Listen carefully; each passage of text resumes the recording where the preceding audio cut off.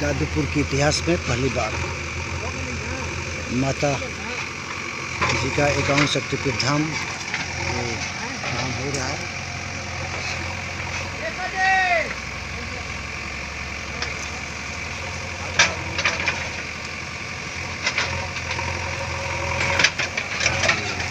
महामंदिर का काम स्टार्ट देख रहे दिन 1 बज रहे हैं, लेकिन बड़ा आनंद आ रहा है क्योंकि माता का काम है और माता की जब कृपा होगी तो सब लोग खुशहाल होंगे और इसी को मद्देनजर रखे उत्साह, विशेष उत्साह आ रहा है। बहुत आनंद आ रहा है, बहुत आनंद आ रहा है। जगह NH-139 है, NH-139 है। आगे आप देख रहे हैं गाड़ी आ रही जा रही है।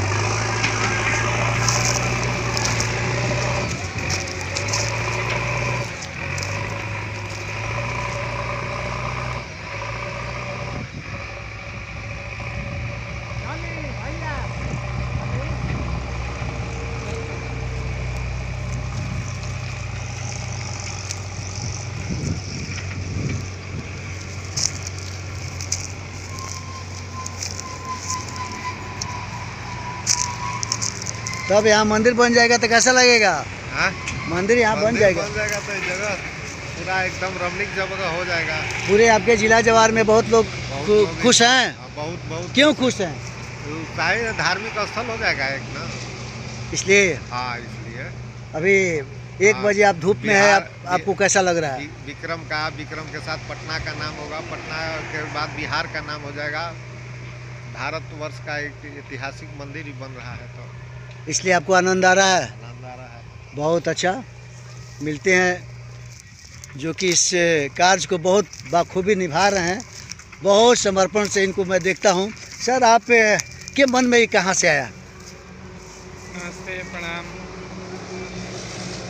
इतना बड़ा कार्य जो कि दुनिया का पहला आप बनाने जा रहे हैं, विचार कैसे आया आपके मन में? सर, मैं शक्तिपीठ 1, 2, 4 शक्तिपीठ जाने का मन किया।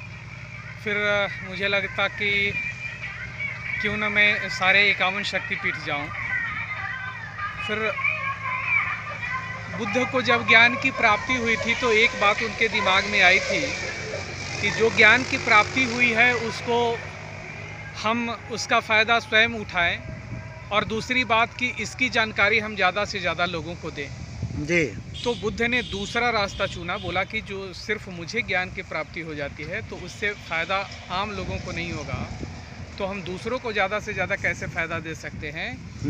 इस बात को लेकर उन्होंने और देश विदेश प्रचार किया। तो मुझे लगा कि मैं 51 शक्तिपीठ तो जा सकता हूँ, मेरे पास पैसे हैं, संसाधन है, मैं जा सकता हूँ, लेकिन उससे फ़ायदा तो मुझे मिलेगा ना।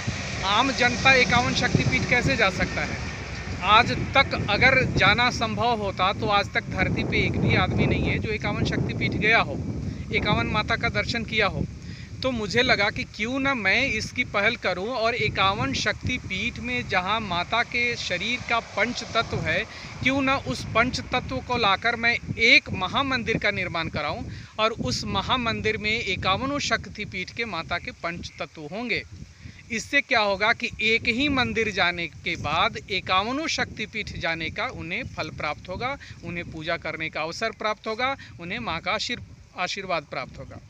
और ये संकल्प लेकर मैंने लगा कि मुझे कोशिश करनी है कि मैं इस वर्ष 2023 में 51 शक्तिपीठ के विज़िट करूँगा, वहाँ से अग्नि, जल और मिट्टी लाकर एक महामंदिर का निर्माण कराऊँगा, और जिसका काम आगे बढ़ते बढ़ते आज आप देख रहे हैं काम धरातल पे भी हो गया। पिछले 30 तारीख को भूमि पूजन था और अभी सड़क में काम लग गया है, और कल से हमारा बिल्डिंग बनाने में भी, चारदीवारी बनाने में, और स्वतः धीरे धीरे जो प्रोसेस होता है कार्यक्रम का, वो सारा कुछ संचालित हो रहा है। अच्छा, एक और क्वेश्चन मैं जानना चाहूँगा कि ये धूप में, इतना चिलचिलाती धूप में आपको थोड़ा परेशानी नहीं नज़र आ रहा है? कुछ परेशानी नहीं, जहाँ माता का जिसका आशीर्वाद है। आपको मैं बताऊं, श्रीकांत त्रिपाठी निराला की एक किताब है जिसमें उन्होंने लिखा है राम की शक्ति पूजा। 10 दिन तक राम रावण को मारने के लिए 8 दिन तक प्रयास करते रह गए, लेकिन फिर भी रावण युद्ध में नहीं हार रहा था। तो जब उनसे विभीषण ने पूछा कि आखिर क्या कारण है कि तीनों लोक के स्वामी होते हुए भी रावण आपसे नहीं हार रहा है, तो राम ने वही बोला था कि रावण के साथ सिर्फ रावण नहीं है, रावण के साथ माता शक्ति का यानी कि माता दुर्गा का शक्ति प्राप्त है, इसीलिए उसकी हार नहीं हो रही है।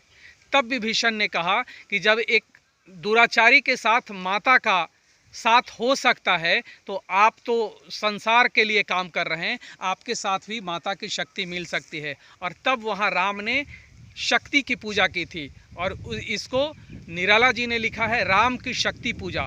जब राम ने शक्ति की पूजा की तब माता शक्ति ने उन्हें आकर अंतिम दिन ये वरदान दिया कि जाओ अब मैं तुम्हारे साथ हूँ, और उसके फलस्वरूप ही रावण का वध हो सका था। तो जहाँ भगवान राम को भी शक्ति पूजा करनी पड़ी थी और उस शक्ति का वरद हस्त प्राप्त होने के बाद ही रावण का वो वध कर सके थे, तो ये छोटी मोटी धूप मुझे क्या बिगाड़ेगी।